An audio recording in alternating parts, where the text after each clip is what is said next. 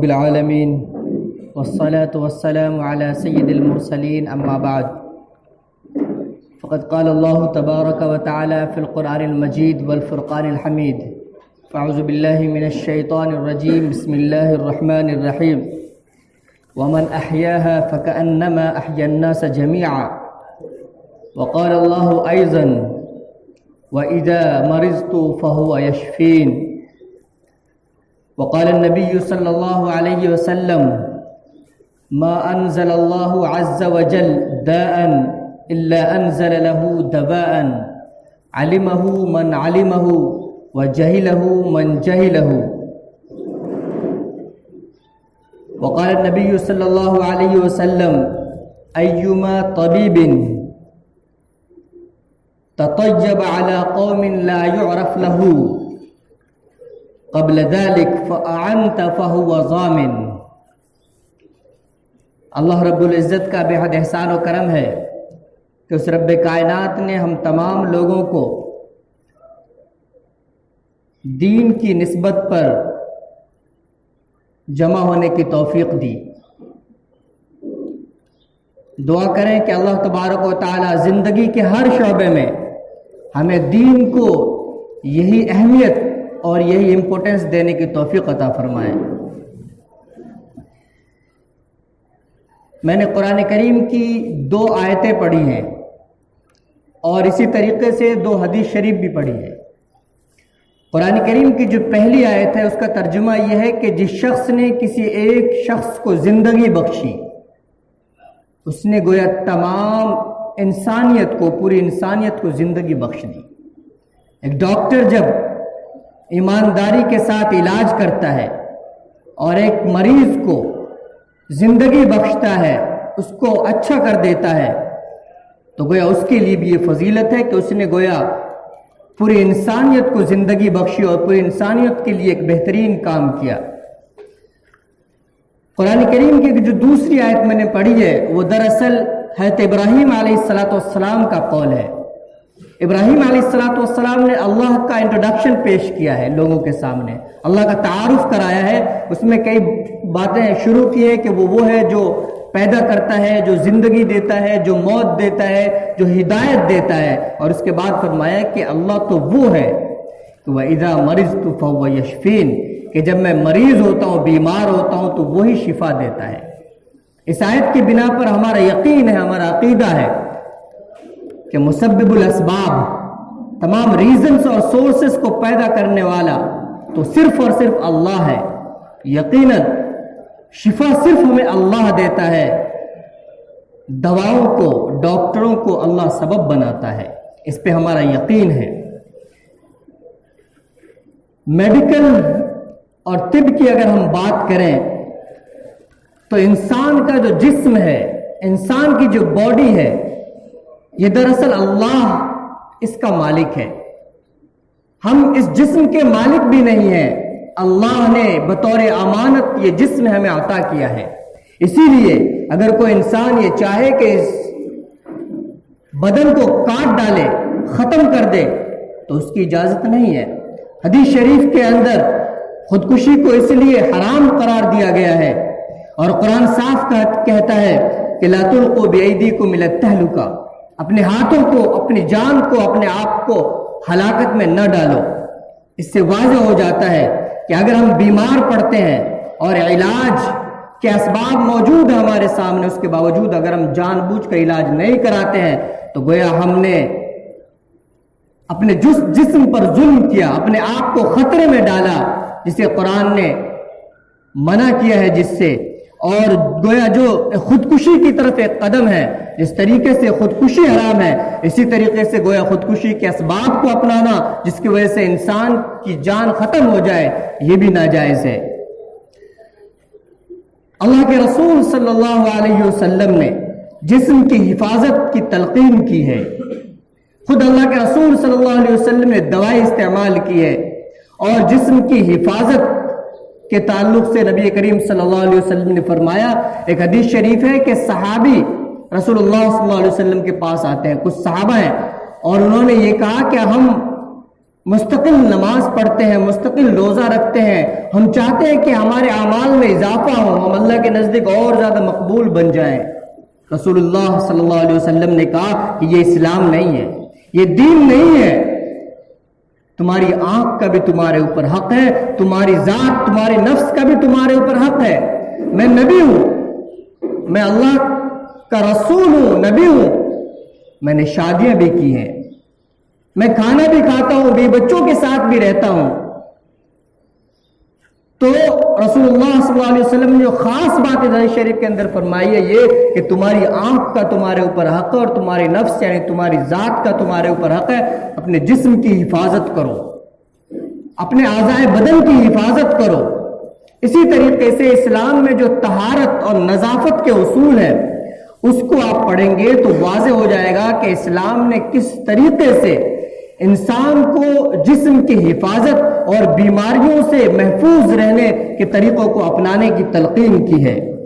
امام شافعی رحمۃ اللہ علیہ نے اس علم کی فضیلت اور اس کی اہمیت کو بتاتے ہوئے فرمایا تھا العلم علمان، کہ علم تو صرف دو ہے، علم الفقہ للادیان وعلم الطب للابدان، کہ علم اور سائنس تو صرف دو ہے، ایک علم فقہ ہے یعنی دین کا علم اور زندگی انسان کو شریعت کے مطابق کیسے گزارنا ہے اس کا علم، علم فقہ، اور دوسرا جو علم ہے وہ علم طب ہے یعنی ابدان یعنی باڈیز کے بارے میں نالج، اس کو پروٹیکٹ کرنے کے بارے میں نالج۔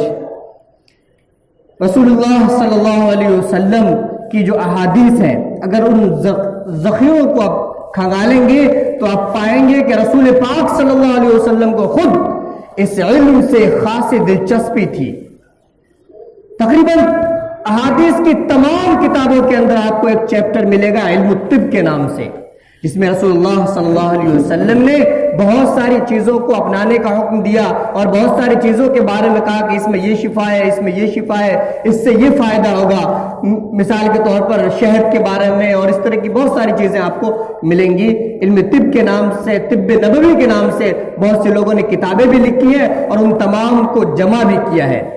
لیکن اس کے ساتھ ہی رسول پاک صلی اللہ علیہ وسلم نے کس سچویشن کے اندر، کن حالات کے اندر کیا چیز استعمال کرنے کی اجازت دی، وہاں کا کیا انوائرمنٹ تھا، اس کو مد نظر رکھتے ہوئے علم طب نبوی جو ہے اس پہ ہم کو بلائنڈلی عمل نہیں کرنا ہے، بلکہ ڈاکٹرز جو ہیں ان سے مشورہ بھی ہم کو لے لینا ہے کہ حدیث میں اس کی ہم یہ فضیلت پاتے ہیں اور اس کے لیے اس کو بہتر مانا گیا ہے کہ ہم اس کو اپنا سکتے ہیں نہیں۔ رسول پاک صلی اللہ علیہ وسلم کی یہ بھی حدیث ہے کہ ایک موقع پر رسول اللہ صلی اللہ علیہ وسلم نے فرمایا انتم اعلم بامور دنیاکم، کہ تم دنیاوی معاملات کو زیادہ جانتے ہو، اس لیے ان چیزوں کو یعنی رسول پاک صلی اللہ علیہ وسلم نے جو چیزیں فرمائی ہیں کہ اس میں یہ فوائد ہے، اس میں یہ فوائد ہیں، تو آج کے جو موجودہ ڈاکٹر ہیں ان کو استعمال کرنے سے پہلے ان سے بھی مشورہ ضرور لے لینا چاہیے۔ رسول پاک صلی اللہ علیہ وسلم نے ڈاکٹروں کے سلسلے میں جو بنیادی بات کہی ہے کہ ڈاکٹر کون ہو سکتا ہے، کون علاج کرنے کی اہلیت رکھتا ہے۔ ابو داؤد شریف کی روایت ہے، میں نے پڑھی ہے، اس کا ترجمہ یہ ہے کہ آپ صلی اللہ علیہ وسلم نے فرمایا کہ کوئی بھی طبیب اگر اس میں وہ مشہور نہ ہو، اس کا علم نہ ہو اس کے پاس، فَأَنْتَ فَهُوَ ضَامِنٌ، اور اس کے باوجود اس نے علاج کیا اور پیشنٹ کو اس سے نقصان پہنچا تو فَهُوَ ضَامِنٌ، وہ ضامن ہوگا، وہ اس کا ذمہ دار ہوگا، رسپانسبل ہوگا۔ اب یہ دونوں طریقے سے، ایک تو یہ کہ اس کے پاس نالج ہی نہیں ہے، وہ میڈیکل کو جانتا ہی نہیں ہے، میڈیکل سائنس کیا چیز اس نے پڑھا ہی نہیں اور یوں ہی علاج کر دیا، کسی کا کوئی دوا بتا دی اپنے ذہن سے اور اس کی وجہ سے اس کو نقصان ہو گیا تو اس کا وہ ذمہ دار ہے، اس کا ہرجانہ بھی ادا کرنا پڑے گا اس کو۔ یا اسی طریقے سے ایک ڈاکٹر تو ہے لیکن وہ ڈاکٹر کسی اور سبجیکٹ میں ہے اور مشورہ کسی اور سبجیکٹ کا دے رہا ہے۔ ایک پیشنٹ آیا، اس نے بہت ساری بیماریاں بتائی، اب جو اس کا سبجیکٹ ہے اس سے متعلق نہیں ہے لیکن پیسے لینے کے لیے اس میں ہی مشورہ دے دیا، اب اس کی وجہ سے اس کو نقصان ہوتا ہے تو اس کا وہ ضامن ہے۔ یا وہ اپنی ذمہ داری کو صحیح سے نہیں نبھاتا ہے، اس کے اندر کیئرلیسنس دکھاتا ہے، اپنے پڑھا ہوگا اخباروں کے اندر کہ ڈاکٹر نے آپریشن کیا اور آپریشن کے جو سیزرز ہے وہ اس کے پیٹ میں ہی رہ گیا. تو اس طرح کی جو بھی چیزیں سامنے آتی ہیں کہ ڈاکٹر نے اپنے فرض کو نبھانے میں کوتاہی کی اور اس کی وجہ سے اگر پیشنٹ کو نقصان ہوتا ہے تو اسلامی نقطۂ نظر سے وہ شخص اس کا ضامن ہے، رسپانسبل ہے. اگر دنیا میں پیشنٹ کمزور ہے، آپ سے بدلہ نہیں لے سکا، تو آخرت میں آپ کو اس کا بدلہ چکانا ہوگا. اس لیے سب سے بڑی بات یہ ہے کہ ہم ایک ذمہ دار ڈاکٹر بنے. اسلامی اعتبار سے علاج کے تعلق سے، ڈاکٹروں کے تعلق سے جو احادیث اور خاص طور پہ احادیث اور قرآن کے مجموعے سے جو چیزیں ثابت ہوتی ہیں ان کو میں نے جمع کیا ہے. ڈاکٹروں کی ذمہ داریوں میں سے بہت ساری چیزیں ہیں، اس میں سے ایک یہ بھی ہے کہ ڈاکٹر جو ہے اس کو رازدار ہونا چاہیے. اگر کوئی پیشنٹ آپ کے پاس آیا ہے اور بعد میں کوئی شخص آپ سے ملتا ہے اور یہ پوچھتا ہے کہ اس کی کیا بیماری تھی آپ بتائیے، تو آپ کو اس کا حق نہیں ہے کہ اس کے راز کو بیان کریں. صرف چند صورتوں میں، ان صورتوں میں جہاں پر اسلام نے اس بات کی اجازت دی ہے کہ غیبت جائز ہے، غیبت حرام ہے، لیکن غیبت کچھ صورتوں میں جائز ہے. صرف ان صورتوں میں ڈاکٹر کے لیے اجازت ہے کہ اس کا جو مرض ہے اس کو وہ بیان کر سکیں. مثال کے طور پہ اس کے اندر کوئی ایسا مرض ہے جو متعدی مرض ہے، اب اس کا دوست ہے، اس کے ساتھ رہنے والا ہے، اس کو خدشہ ہوا، وہ آ کر آپ کو پوچھتا ہے، تو آپ اس شخص کو اس بیماری سے بچانے کے لیے آپ بتا سکتے ہیں کہ تم اپنے تک رکھنا اور اس کو یہ مرض ہے، اس سے دور رکھنا، اس کے کپڑے مت استعمال کرنا یا جو بھی شکل ہے، تو اس حد تک اجازت ہے.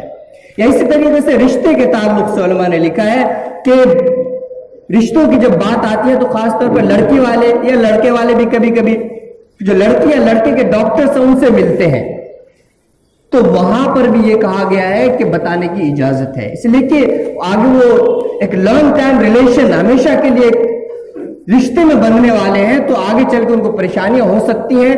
اس لیے یہاں پر بھی کہا، علماء نے لکھا ہے کہ ڈاکٹر کے لیے اجازت ہے کہ جو ریئل ڈیزیز ہے وہ ان کو بتلا دیں. علاج کے تعلق سے اور دواؤں کے تعلق سے بنیادی چیز پر جو بیسک پرنسپلس ہے اس پہ اگر ہم بات کریں تو بنیادی طور پہ 4 ذرائع سے علاج ہوتے ہیں. جو میڈیسنز ہوتے ہیں وہ 4 میڈیسنز علاج کے ذرائع جو بھی وہ 4 طرح کے ہو سکتے ہیں. ایک تو یہ ہے کہ وہ علاج جمادات کے ذریعے سے کیا جائے، یعنی جو چیزیں زمین کے اندر پائی جاتی ہیں، سونا ہے، چاندی ہے، لوہا ہے، یا اسی طریقے سے مٹی ہے، ان سے علاج کیا جائے. یا اسی طریقے سے نباتات جو ہربلز ہیں، جڑی بوٹیاں ہیں، ان سے علاج کیا جائے. یا پھر حیوانات کے ذریعے علاج، جو جانور ہیں اس سے کچھ چیزیں بنائی جائیں.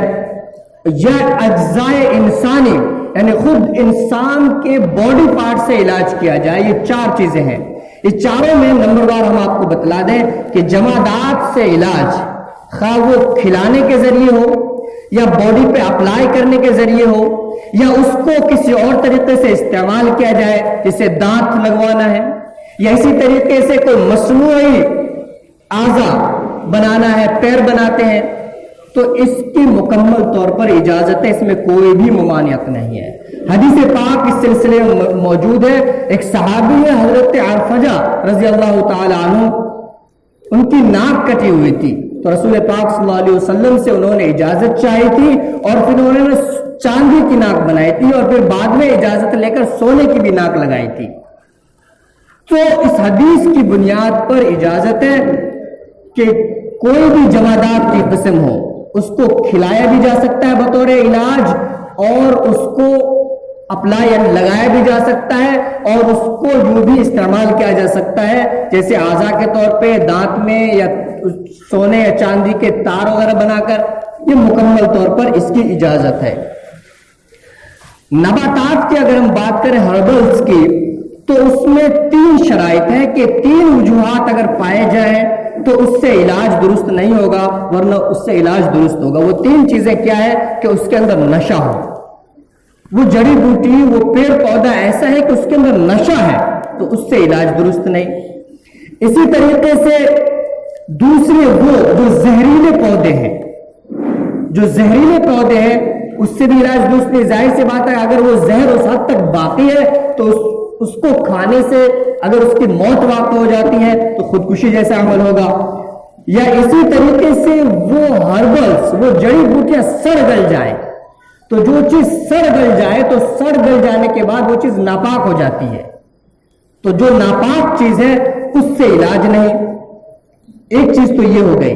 اس کے بعد میں ہم وضاحت کریں گے کہ جو چیزیں حرام ہو جاتی ہیں کس حالت میں اس سے بھی علاج درست ہے، اس کو آخر میں بتلائیں گے. لیکن عام صورتحال میں یعنی اس کے متبادل دوسری دوائیں موجود ہیں، اس کے باوجود ایسے نباتات استعمال نہیں کر سکتے جس میں یہ تین چیزیں پائی جاتی ہوں.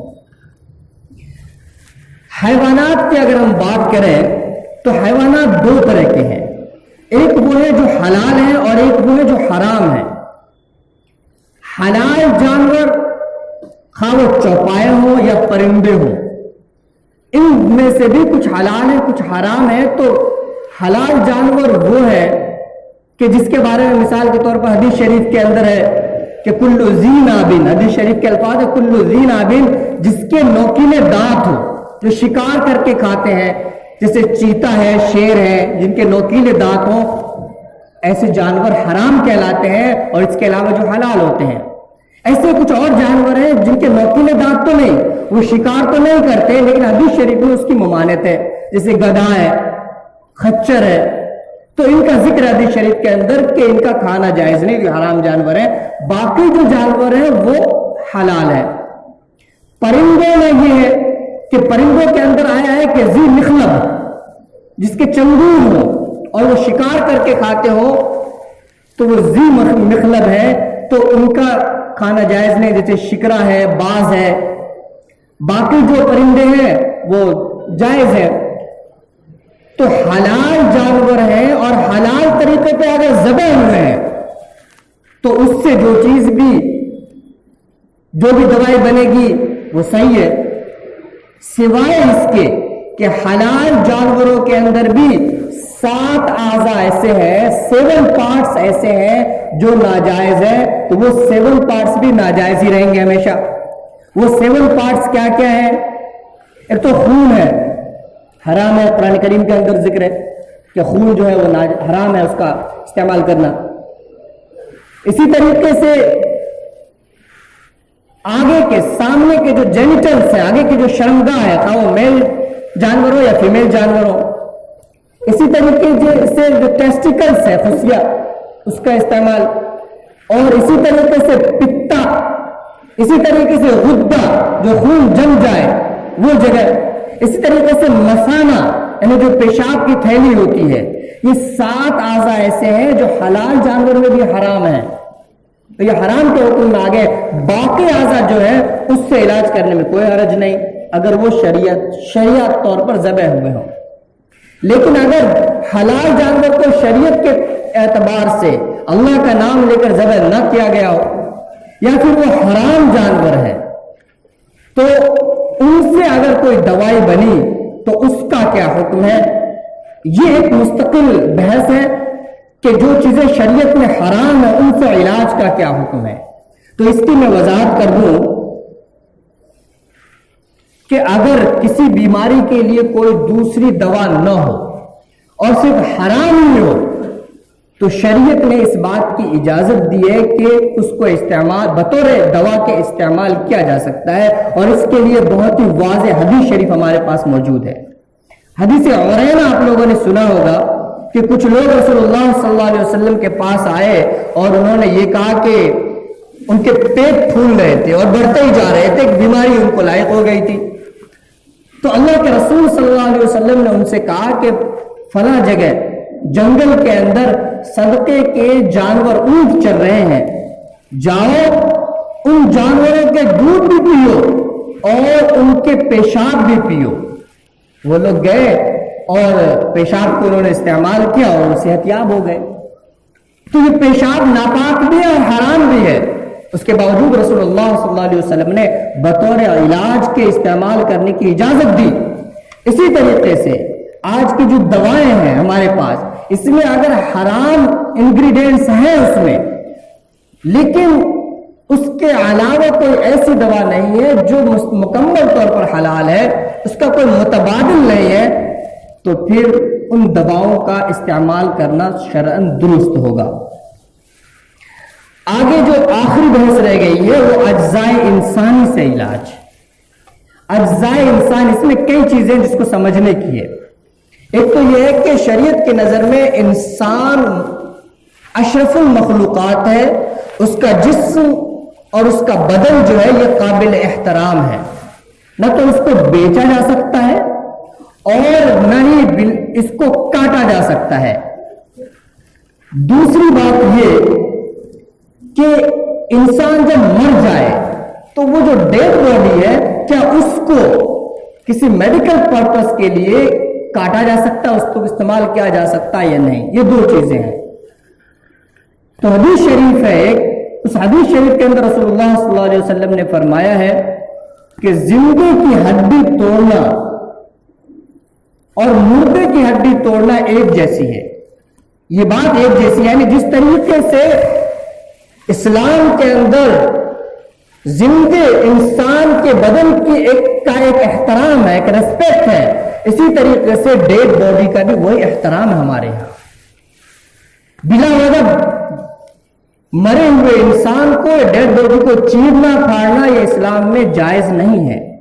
اسی لیے شریعت کے اندر جو مسلح، یعنی جب لڑائیاں ہوتی تھی ایک دوسرے قوم کی تو میدان جنگ کے اندر بہت سے لوگ مارے جاتے تھے، تو جو دشمن ہے اس کے بھی جسم کو کاٹنے سے منع کیا گیا. اس کو مسلح کہا جاتا ہے، یعنی مرے ہوئے انسان کو کاٹنا اس کو منع کیا گیا تھا.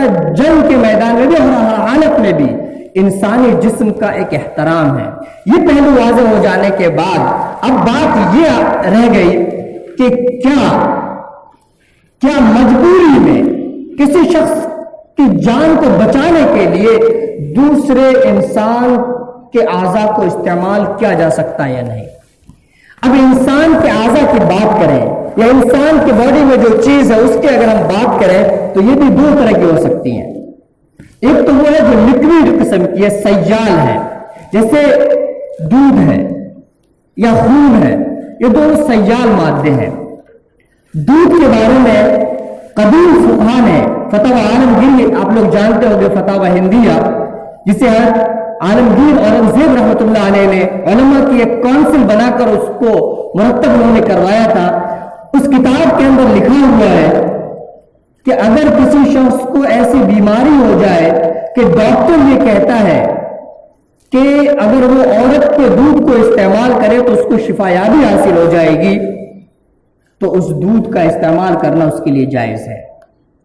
ورنہ آپ کو معلوم ہے کہ عورت کے دودھ کو صرف وہ بچہ جو مدت رضاعت کے اندر ہو، 2 سال کا بچہ ہو، بعض فقہا کے نزدیک 2.5 سال کا زیادہ سے زیادہ، تو 2.5 سال کے بعد 3 سال کا بچہ بھی کسی عورت کا دودھ استعمال نہیں کر سکتا. شریعت میں یہ حرام ہے. لیکن اس مجبوری میں کوئی بڑا شخص ہے اور اس کو ڈاکٹر یہ کہتا ہے کہ عورت کے دودھ سے اس کو شفا حاصل ہوگی، تو عورت کے دودھ کو استعمال کرنے کی اجازت دی ہے. اسی پرنسپل کو سامنے رکھ کر اور اسی جزیے کو سامنے رکھ کر علماء نے ابھی کچھ دنوں پہلے کیرلا کے اندر بھی ایک بڑا فقہی پروگرام ہوا تھا، اور جو انسانی اعضاء سے انتفاع اور علاج کے مباحث پہ بات چیت ہوئی تھی کافی دیر تک، اس میں یہ چیز سامنے آئی تھی. اور پہلے بھی علماء نے بحث کی ہے کہ اس پہ قیاس کر کے خون دوسرے کو دینے کی بھی اجازت دی ہے. اس لیے کہ خون اور دودھ یہ دونوں چیزیں ایسی ہے کہ ایک بار جسم سے نکلنے کے بعد جلد ہی وہ چیز دوبارہ آ جاتی ہے بدن کے اندر، اس لیے ان دونوں کی اجازت دی ہے.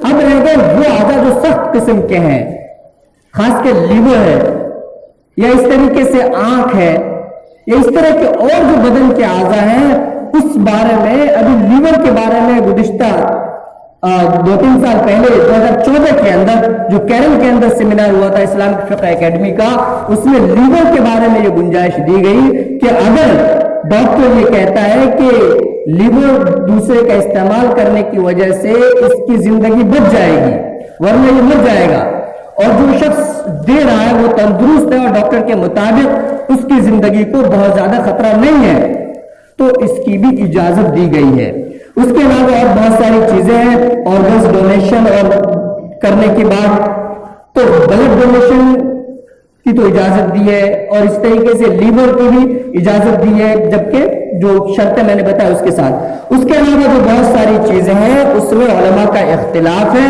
اور کچھ خاص سچویشن کے اندر کچھ خاص کنڈیشنز کے ساتھ اجازت دی گئی ہے، جسے کامن پلیٹ فارم سے بتانے کی چیز نہیں ہے۔ کوئی خاص ایسا مسئلہ آئے تو پرٹیکولر کیس کو مینشن کر کے جو ایکسپرٹ ہے، شریعہ ایکسپرٹ، ان سے رولنگ معلوم کی جا سکتی ہے اور اس وقت وہ مسئلہ بتایا جا سکتا ہے۔ تو یہ مختصر چیزیں تھیں جو شریعت کی روشنی میں نے واضح کی۔ اللہ تبارک و تعالی ہم تمام لوگوں کو دوسرے کی زندگی کو بچانے اور ایک ریسپانسبل